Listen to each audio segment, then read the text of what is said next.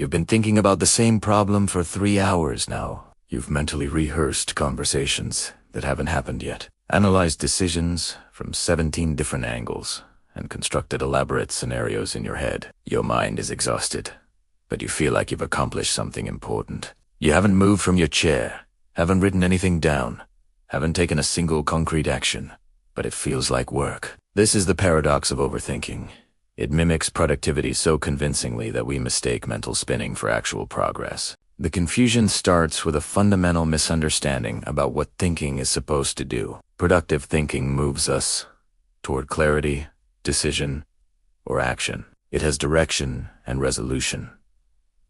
Overthinking, by contrast, is circular. It revisits the same concerns repeatedly without generating new insights or moving toward closure. The distinction matters because overthinking hijacks the same neural pathways and subjective feelings as genuine problem-solving, making it nearly impossible to recognize when you've crossed from one into the other. Overthinking feels productive because it activates your prefrontal cortex, the part of your brain associated with executive function and complex reasoning. When this region lights up, you experience the sensation of doing important cognitive work. Your brain is burning glucose, generating electrical activity, and engaging in what feels like deep analysis. From a neurological perspective, overthinking and productive thinking look remarkably similar in the moment. The difference only becomes apparent in the outcome, which is precisely why overthinking is so deceptive. There's also an emotional component that reinforces the illusion. Overthinking often occurs when we're anxious about something that matters to us. The act of mentally engaging with the problem creates a sense of control in situations where we feel powerless. If you're worried about an upcoming presentation,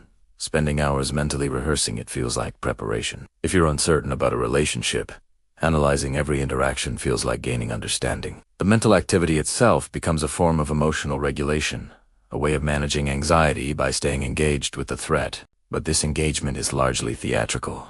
Overthinking rarely produces the insights or solutions it promises, because it operates in a closed loop. You're working with the same information, the same assumptions, and the same cognitive biases you started with. Real problem-solving requires new information, different perspectives, or actual testing of hypotheses through action. Overthinking just rearranges existing thoughts into slightly different configurations, creating the illusion of progress while keeping you stuck in the same mental space. The productivity illusion is strengthened by how exhausting overthinking can be. Mental fatigue feels like evidence of effort, and effort feels like it should correlate with results. After hours of rumination, you're genuinely tired. Your brain has been working hard, and that work feels significant. But exhaustion isn't the same as effectiveness. You can spend tremendous energy walking in circles and end up exactly where you started, just more tired. The fatigue validates the experience as real work, even when nothing has been accomplished. Overthinking also benefits from social reinforcement.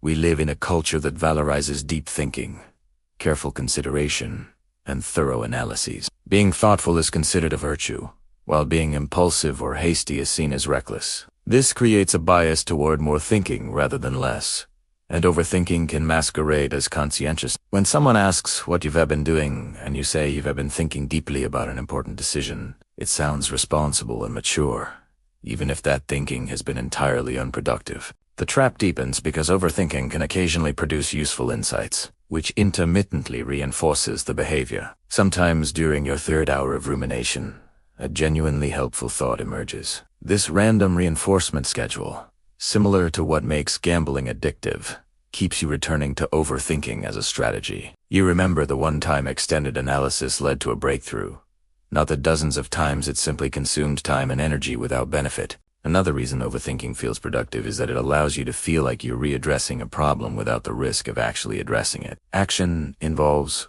uncertainty and potential failure. Thinking about action is safe. You can mentally rehearse a difficult conversation 100 times without ever having to experience the discomfort of the real thing. You can analyze a decision from every angle without committing to a choice that might be wrong. Overthinking becomes a form of productive procrastination, a way to engage with important matters while avoiding the vulnerability of real engagement. The psychology of overthinking is also tied to perfectionism and the fear of making mistakes. If you can think through every possible outcome and prepare for every contingency, maybe you can avoid failure or embarrassment. This is, of course, impossible. But overthinking creates the comforting fiction that perfect preparation is achievable if you just think hard enough and long enough. The thinking itself becomes the goal, replacing the actual goal of making a good enough decision and moving forward. Overthinking is particularly seductive for intelligent, conscientious people who are used to solving problems through careful analyses. If thinking has been your reliable tool for navigating complexity, it's natural to apply more of it when faced with difficult situations. The problem is that not all problems are solvable through analysis.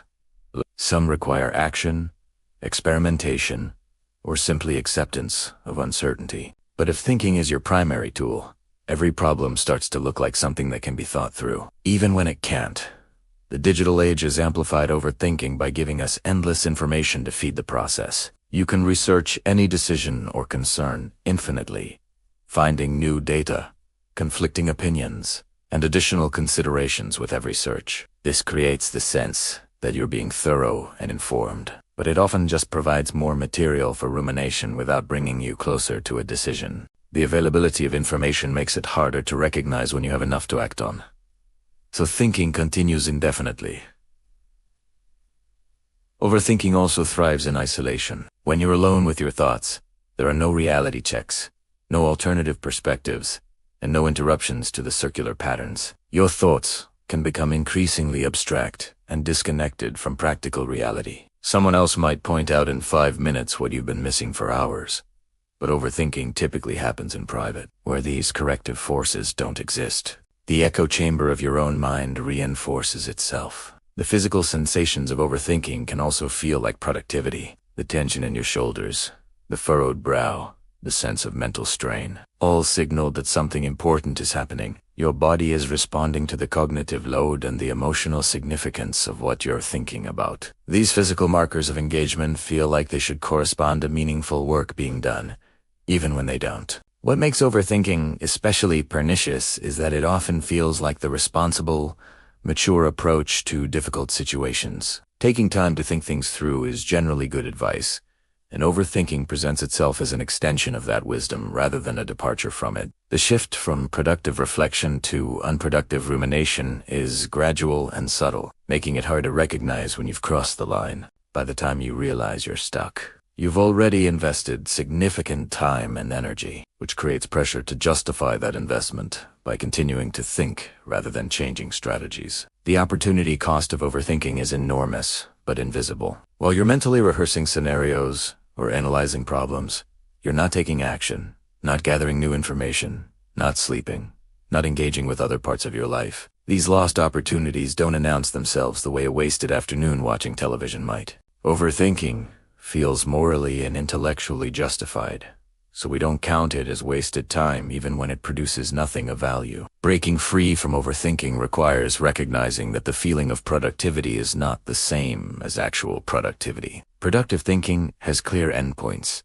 a decision made, a plan formulated, a problem solved. Overthinking has no natural conclusion because it isn't oriented toward resolution. It's self-perpetuating, finding new angles and concerns as soon as old ones are exhausted. Learning to notice when thinking has become circular rather than progressive is the first step toward reclaiming the time and energy overthinking consumes. The solution isn't to think less or to become impulsive. It's to become strategic about thinking, to recognize when analysis is genuinely helping and when it's become a substitute for action or acceptance. This means setting boundaries around thinking time, seeking external input to break circular patterns, and being willing to make decisions with incomplete information. It means accepting that some uncertainty is irreducible and that perfect clarity is often an impossible standard. Productive thinking serves you. It moves you forward, reduces uncertainty, or generates actionable insights.